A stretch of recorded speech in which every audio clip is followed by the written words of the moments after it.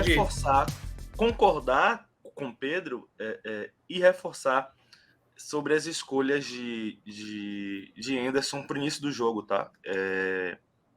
Eu achei que a escolha dele por Ricardo Goulart não se justifica pelo que Ricardo Goulart vinha jogando quando entrava, tá? Ele não ganhou essa posição pelo que vinha mostrando. Ganhou talvez pelo nome, provavelmente pelo nome, né? Assim como o Marcinho já tinha ganhado a lateral direita. E eu acho que o Marcinho não fez um bom jogo hoje, né? Ele fez um bom jogo na Fonte Nova, se eu não me engano, contra o CSA. O CSA. Não, contra o Ituano, certo? Fez um bom jogo na Fonte Nova contra o Ituano, mas não tinha feito um bom jogo na última partida, né? E hoje ele não fez um bom jogo. É uma coisa que eu fico assim chateado, né? Porque não tem mérito nessa escolha, sabe? Não foi avaliado mérito nessa escolha. Na minha opinião, Pronto. Marcinho não mereceu ganhar a posição. Repito, ele estreou bem, mas hoje ele não foi bem, não foi feliz. E na última partida ele também não tinha ido bem. E André vinha sendo regular, tá? Eu vou bater nisso quantas vezes forem necessárias aqui. Eu não vejo motivo para André ter perdido a posição no Bahia, tá? Como o Borel perdeu, por exemplo. Borel perdeu porque vinha mal. Isso é um fato, né? André não perdeu porque vinha mal. Ele perdeu porque apareceu um jogador de mais nome, que ganha mais, e ali, naquela velha hierarquia, né, que Roger Machado falava, né, ele acabou perdendo a posição para Marcinho. E eu também concordo com o Pedro com a questão do centroavante. Eu acho que o Bahia ainda precisa encontrar esse camisa 9. O ideal para o Bahia é ter essa referência em boas condições de ajudar a equipe. Tá? Que na prática, Lula, é Ítalo, né? Até, assim, na verdade, a expectativa. A expectativa é que Ítalo ganhe essa titularidade e que vá corresponder.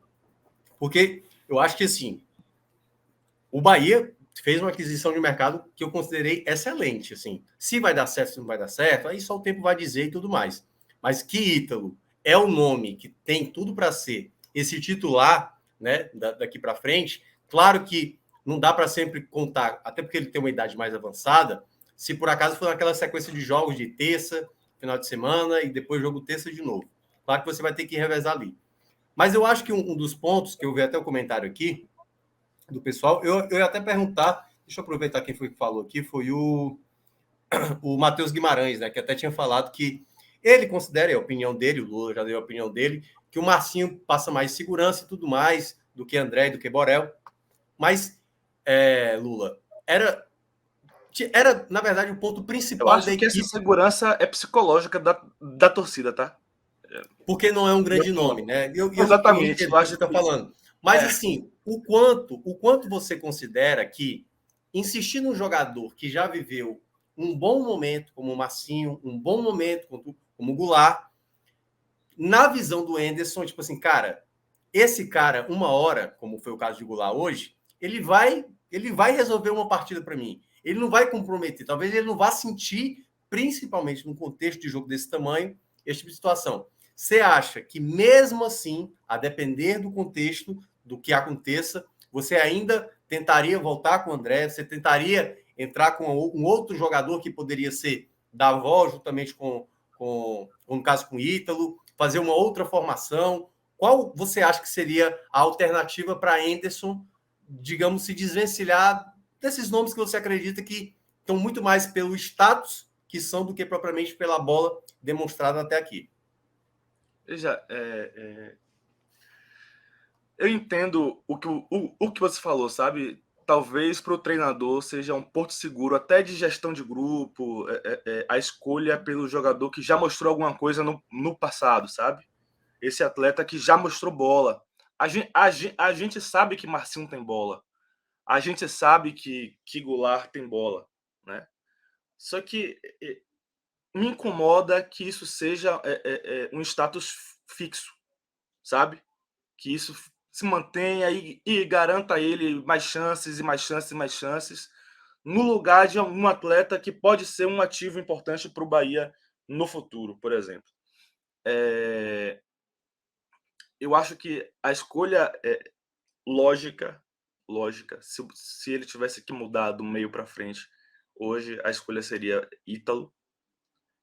Sei que Ítalo talvez não viva o seu grande momento físico e que ele já tem também uma idade avançada, mas o Goulart tem também, outros jogadores têm, Roda Liga tem, mas o Bahia precisa utilizar os seus melhores atletas e escolher isso por um critério objetivo, por um critério de campo, né?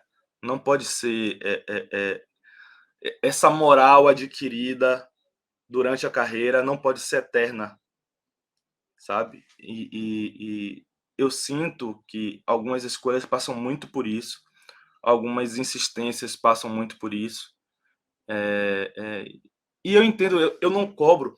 Eu vejo muita gente criticar o treinador assim, e faz sentido, tá? A crítica. Não estou fazendo. Não estou batendo em quem critica, não. Mas eu vejo muita gente criticar coletiva de treinador quando o treinador amacia para algum atleta que foi mal na coletiva. Eu entendo isso, eu entendo o lugar do treinador como gestor de grupo naquele momento. Eu não cobro do treinador uma sinceridade absoluta na coletiva, sabe? Mas quando eu ouço o Anderson falar, eu sinto que ele está confortável com as escolhas dele e que ele não pretende mudar, porque é um pouco isso que você falou, tá? Para ele é uma segurança escolher os nomes maiores, os nomes mais fortes. Para ele é um porto seguro, tá? Eu acho que passa muito por isso. Mas é isso. Eu acho que não, o Bahia não pode mais se reforçar, o elenco é esse. Mas dentro desse elenco, o Bahia tem opções melhores de 11 do que esse 11 que entrou aí hoje. Tá? Agora, Inclusive... Fale, Pedro. vai lá, conclua, pode concluir, tranquilo. Não, fale, Pedro. Fale. Pode falar. Não, é isso, eu só queria, só para não dizer que a gente só bateu em Anderson hoje, teve uma substituição hoje que me deu um alívio, que foi quando o Luiz Otávio se machucou e que ele acabou entrando com o Gabriel Xavier.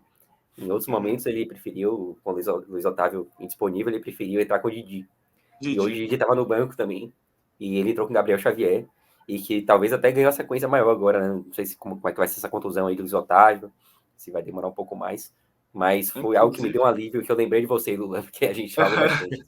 Inclusive, Gabriel Xavier quase queima a nossa língua, porque acho que o primeiro lance dele de jogo, ele errou uma saída de bola assim, e deu um contra-ataque para o Vasco que não conseguiu concluir, né? Nesses 10 minutos de apagão do Bahia pós-gol, né? Ele acabou perdendo uma saída, errando uma saída de bola, e o Vasco quase teve uma boa oportunidade de gol. Mas é isso, o Vasco passou o jogo todo sem conseguir construir nada, sabe? Mesmo nos erros do Bahia, a sensação era que, durante a maior parte do jogo, era que o Vasco também não tinha muito interesse em construir, sabe? Mesmo tomando 2-1, era um negócio que não... Sabe? Não tinha... Pô, eu preciso pressionar para ganhar o jogo. Isso não aconteceu hora nenhuma. Hora nenhuma. Para o Vasco, não tinha senso de urgência para o Vasco. Sabe aquela coisa assim? É um jogo decisivo. Preciso sair daqui ao menos com um empate. Não, isso não aconteceu. E mesmo quando o Vasco tentou sair mesmo, o Bahia conseguiu com muita facilidade evitar marcando a saída alta, marcando média, sabe? De todas as formas, o Bahia conseguiu anular o Vasco hoje, né? Tanto quando tentou marcar em cima, quanto quando baixou. 100% de eficiência, basicamente. que eu acho um ponto que, assim, mesmo você pode não gostar do Henderson às vezes, mas o Henderson ele é um treinador que às vezes ele sabe organizar determinadas equipes.